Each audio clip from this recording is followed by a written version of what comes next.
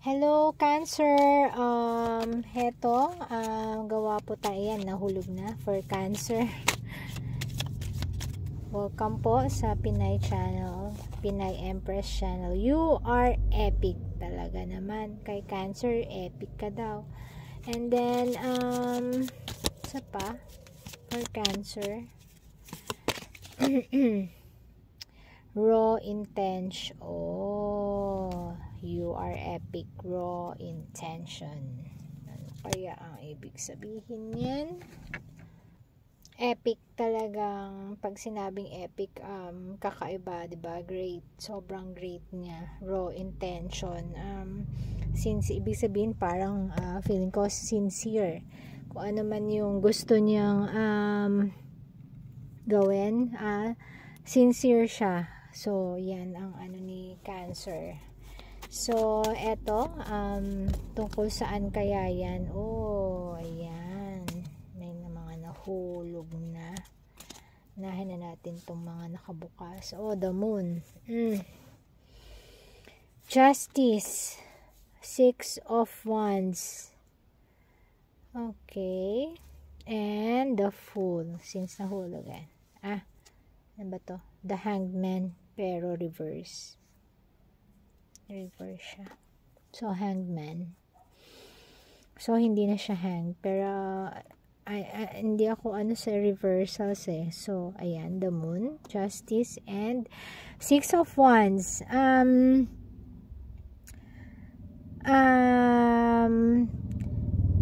Cancer, raw intention ka daw. So, ayaw mo ng secrecy. So, hate na hate mo yung may naglilihim. So, yun siguro yung parang formula mo kaya ka kaya ka nirerespeto kasi yung naalala ko yung dati mong reading, very highly respected ka ng mga taong nakapalibot sa'yo, either sa work, sa kapitbahay, sa neighborhood, o sa family. Very respected ka. And siguro isa na to dahil hate na hate mo yung secrecy. So, lagi kang naninimbang kung ano yung tama at yung mali. At yun yung nagiging weapon mo or tool mo para maging successful in life.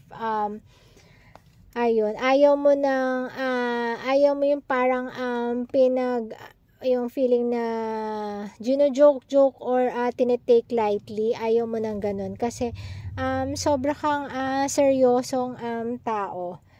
Yun ang sinasabi dito. And confirm nga natin. Hingi tayo ng clarification. So, yan. Ayan. Oh, 4. Yan, Hierophant. Committed ka sa lahat ng consistent ang reading mo, Cancer. Committed ka sa mga work mo, projects mo. Ayan, Ace of Cups. Mahal na mahal mo lahat ng mga binibigay sa'yo, mga bago mong project siguro, mga bago mong kakilala, very sincere ka. Queen of Swords, gano'ng kataas ang control mo kapag alam mong may mga parang naglilihim sa'yo, inaalis mo sila sa buhay mo, very very strict ka sa mga tao nakapalibot sa iyo. Ayan, 4 of Pentacles. Ayaw mo talaga ng mga may yung tawag dito, yung discipline mo sobrang taas. Ayaw mo na nagwawaldas ng ng iyong pinaghirapan. Ayaw mo ng binabaliwala yung mga bagay na importante. So, yun nga, kung may deadline, kung project, kung work, ganyan. Ayaw mo ng hindi maayos kausap, ayaw mo ng ganon, nakakasira kasi sa reputation, kaya ka talagang ginagalang ng mga tao and sa mga nakapalibot sa iyo, Cancer. So, ayun. Hingi tayo ng final message para sa reading na to. Kaya ka pala epic. Ayan, Judgment. Talagang magaling kang ayan. Magaling kang mag-balance ng mga bagay-bagay. Three of Pentacles. So, yan. Consistent yan. Laging yung Three of Pentacles, yung mga kaibigan mo, barkada mo, kahit hindi ka sumosobra sa limit mo. Knight of Wands, yung decision mo, sobra nilang ginagalang.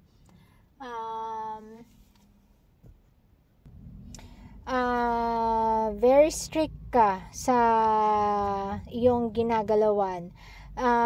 So, ayun, yung bawat decision making mo, talagang napag-isipan mo talaga. Kaya, dyan ka nire-respeto at ginagalang lahat ng mga ibibigay sa inyo. Halimbawa, work, bagong project, ganyan. Pinag-iisipan mo tong mabuti. At lahat ng oras mo talagang dinidevote mo dun. Anytime, pwede ka nilang tanungin, kausapin, very approachable ka. Yun siguro yung pagiging spontaneous mo sa trabaho. Anytime, okay na okay sa'yo, kaya gusto ka nila. At maliman, pero talagang nagre-rely sila sa'yo kasi napaka-reliable mo naman. So, ayun, Cancer, sana maging gabay ito sa mga ilan na may nakakakilala din Cancer o sa Cancer mismo. So, ganun ka. Yan na talaga yung nature mo. Kaya sinasabi niya, you are epic and raw yung intention mo. So, kung meron kang ibang iniisip pa, lagi mong isaisip yan na ikaw ay talagang magaling ka sa work, magaling ka makasama lahat. So, yan yung nature mo, Cancer. So, thank you sa pakikinig and have a great day. God bless!